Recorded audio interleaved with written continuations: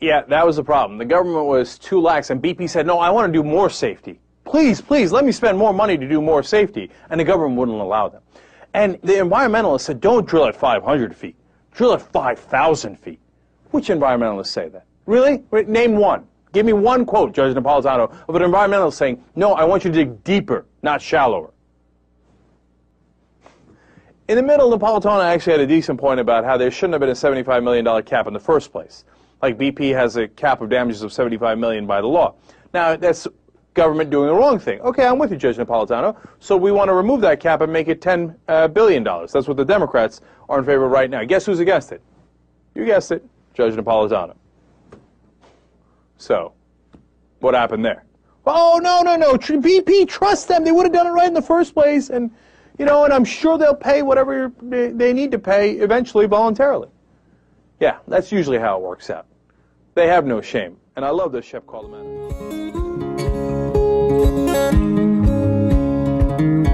In this sacred land, it has seen many hands. It has wealth and gold, yet it is fragile and old. And now the greedy souls just don't care to know of the changes it will confront.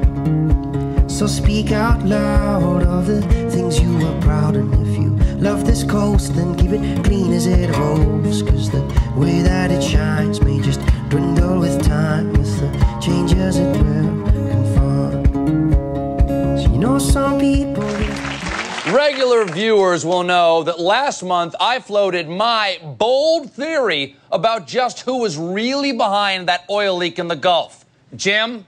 Someone who had something to gain from oil-soaked wildlife.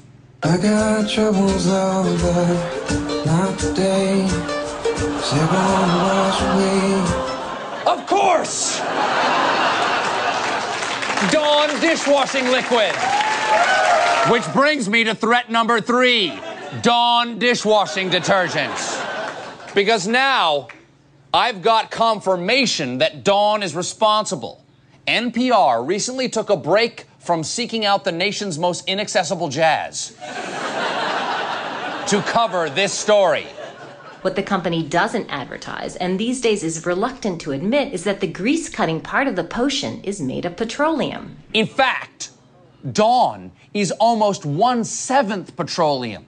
So for every 7 gallons they use to clean up a bird, they have to use another gallon just to clean up the Dawn. So it's clear, folks, Dawn caused the oil spill so that animal rescuers would buy Dawn. So they have to make more Dawn, so they'd have to find more oil, which would inevitably lead to another oil spill. It's the worst. Hang your worries on my thin Kentucky friend. Lay your fears upon my chest. Place a wish on my calloused fingertip and chase the morning light. We were built for this. We were built for this. It wasn't me. Now, of course, if I'm a congressman and I'm talking to this guy, I say, oh, that's interesting. Well, at least you have to know, you're this here, who's in charge of making the decisions on safety, right? So, for example, this is very, very important. Now, earlier we talked about a $500,000 valve that we think could have prevented this, right? But it turns out there's a separate drill that they could have gone with entirely that would have cost them an extra $7 to $10 million, but they think would have been far, far safer, okay? So that $7 to $10 million that they wanted to skimp on wind up causing this disaster, getting 11 people killed, and, of course, wind up costing them possibly up to $20 billion. That's short-term greed for you, okay? So I would ask him, who made that decision? Now, don't tell me you're not a drilling engineer, or you're not a scientist, you're not this, but you got to know who made it, right?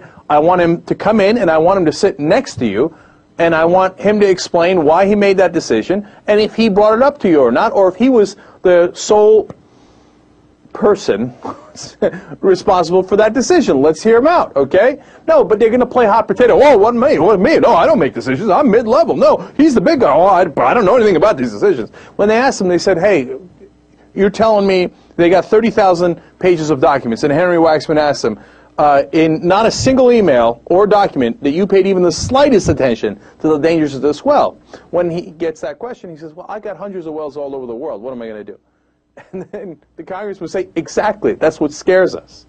You're telling me you got all these wells, some of them are offshore, and a lot of them have safety violations I'm about to tell you about, and you don't make the decisions on any of them, and you don't know what's happening in any of them? That doesn't really give us a lot of confidence. So how about those accidents, right? Well, let's go to those.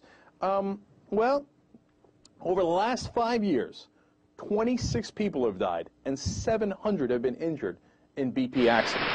While their CEO goes, it wasn't me. I mean, those suckers died. I mean, workers died. We put safety first, safety first. Now, he keeps saying that, right? He says, as soon as I came in, he said, in 07, I told them I want to focus on safety like a laser beam. And then they say, okay, great, so what'd you do? Oh, I don't know, I didn't do a damn thing. I mean, I don't know, I didn't make any decisions.